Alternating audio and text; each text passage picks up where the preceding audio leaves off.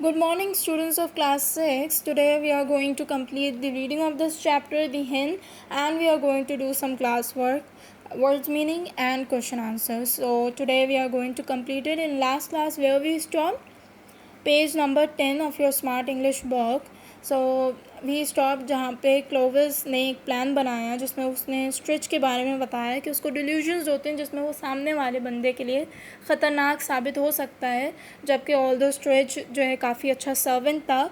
और इसमें जेन का कहना था कि मुझे तो कोई नुकसान नहीं है, लेकिन फिर क्लोविस ने बताया कि वो आपको क्वीन एनी समझ रहा है, जिसमें और जो कि क्वीन एनी मर चुकी है, और वो इस चीज़ पे हैरान है कि क्वीन एनी कैसे ज़िंदा है और वो आपसे अब आपको मार देगा. तो जिस पे जेन सोचती है कि क्या किया जाए. तो यही उसको यकीन दिलाने के लिए जेन क्लोविस जो है जेन से बातें कर रहा था, और वो नहीं चाहता कि डोरा के आने से पहले जेन मौजूद हो और उनके बीच आर्ग्यूमेंट हो जाए. तो यहाँ पे ये बात हो रही थी on page number 10. If you see my mother must hear a word, हमने यहाँ तक पढ़ा था. Moving to the but he might kill me at any moment, protested Jane. Not at any moment, he is busy with the silver all afternoon. उसने बताया कि Stritch busy है. You'll have to keep a sharp look out all the time and be on your guard, said Jane. उसने Clovis से कहा कि तुम्हें उस पर नज़र रखनी है. Adding it's a dreadful situation to be in, but I am certainly not going to cut my visit short. तो इसमें जेन ने फ़ौरन कह दिया कि मैं तो यहाँ पे अपना विज़िट जो मैं यहाँ पे आई हूँ तुम लोग के घर पे, मैं उसको शॉर्ट नहीं करूँगी अपने विज़िट को, इस वजह से कि स्ट्रिच जो है वो ख़तरनाक साबित हो सकता है मिसेस जेन के लिए. तो इस पे क्लोविस अपने ही मुंह में कहता है कि ये तो मिरेकल जो कि वो सोच रहा था कि हो जाए, वो एक ऑब्वियस मिसफायर यानी अनसक्सेसफुल हो चुका है, कामयाब नहीं हो पाया, क्योंकि जेन ने कहा वो अपना विज़िट शॉर्ट नहीं करेगी.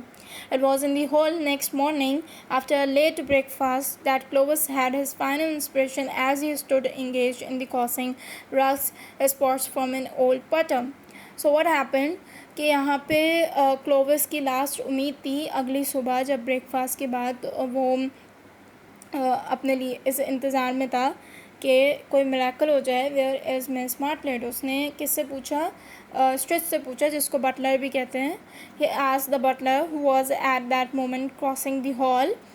Writing letters in the morning room sir, said Strich. उसने कहा कि राइटिंग लेटर. मार्टलेट क्या कर रही है? उसकी मदर क्या कर रही थी? लेटर राइट कर रही थी. Sorry, not her mother. She wants to copy the inscription on that old basket headed sabre. So एक sword है जिसको साब्रे कहते हैं, said Clovis, pointing to a venerable weapon hanging on the wall. उसने wall की तरफ इशारा किया. I wish you would take it to her. मार्टलेट यानी कि जेन मार्टलेट के पास, जो कि उस वक्त लेटर राइटिंग कर रही थी. So get to without the shield. उसको जो शार्प होने की वजह से जो उसके ऊपर कवर चढ़ाया जाता है उसको शील्ड कहते हैं, तो वो तुम हटा देना. उसने स्ट्रिच से कहा. It will be less trouble. The butler drew the blade and carried it into the morning room.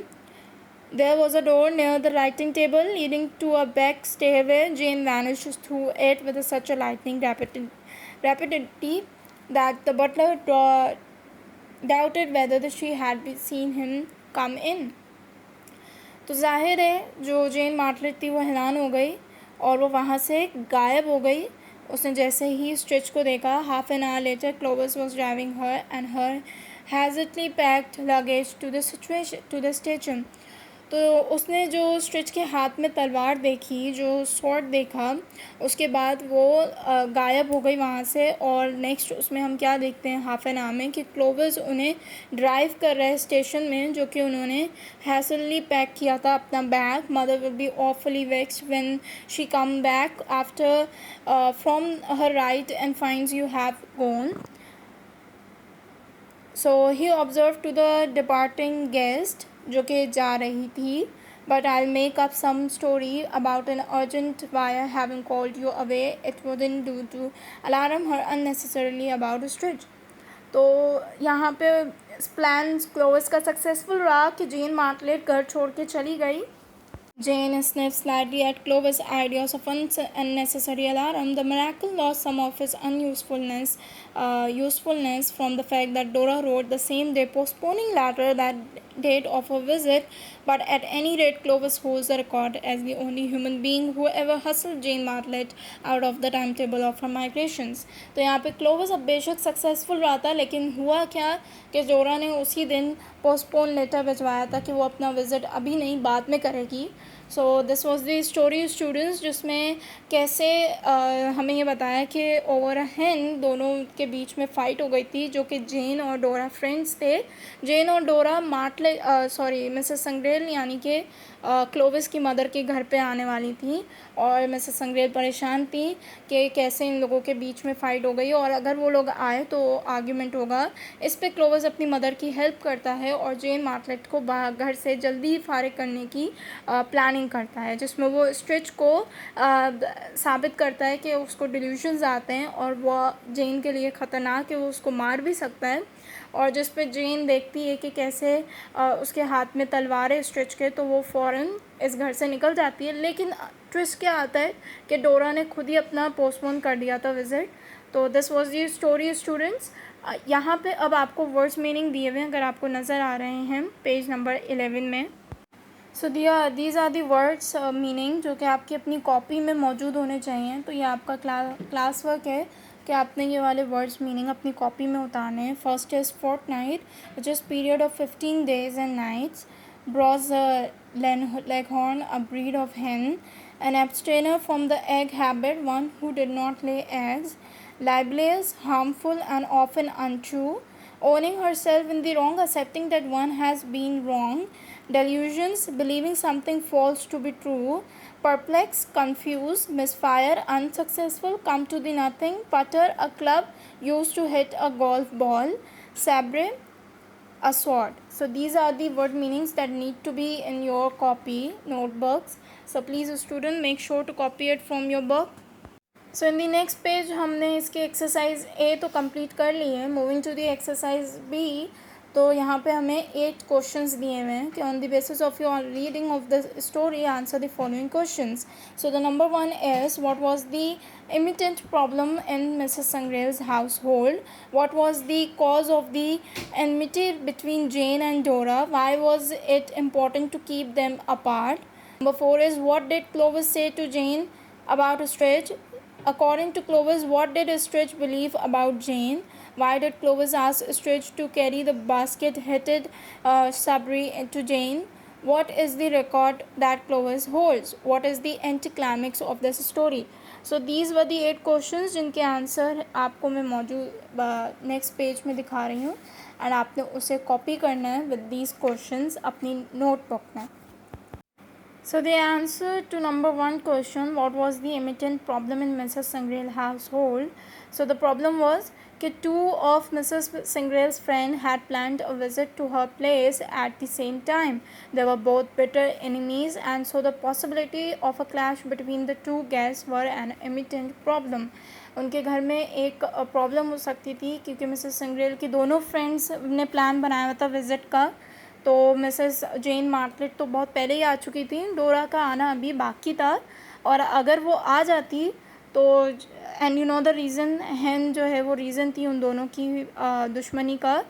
So the possibility was कि ये एक उनके बीच में आर्ग्यूमेंट हो जाता, क्लैश हो जाता, जो कि एक इमिटेंट प्रॉब्लम थी मिसेस संग्रेल के घर पर. नेक्स्ट क्वेश्चन क्या था? What was the cause of the enmity between Jane and Dora? Hen was the cause of the enmity between Jane and Dora. The answer of question number 3, why was it important to keep them apart? Dora sold a bronze Leghorn hen, जो कि एक breed है hen की, to Jane at an exorbitant price that Jane found that it did not lay eggs. वो eggs lay नहीं करती थी. Dora is not ready to take the hen back as it would mean admitting that she was in the wrong. Mrs. Sangrel thought it better to keep them apart to avoid any possible quarrel between them. And I'm sure कि आपको story काफ़ी अच्छे से clear हो चुकी होगी. Moving to the question number 4, what did Clovis say to Jane about the Stretch? Clovis told her that Stretch was subject to the most obstinate delusions.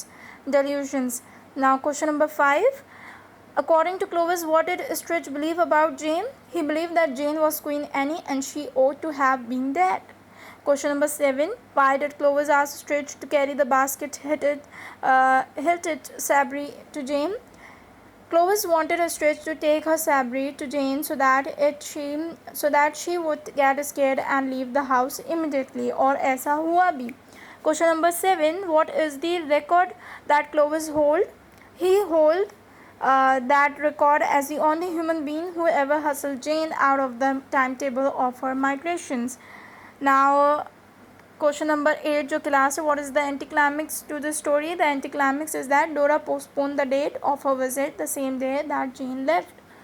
तो these were the questions and I'm sure students जब आप physical classes के लिए आएंगे ये story आपको बहुत अच्छे से clear होगी. Make sure to learn these as well.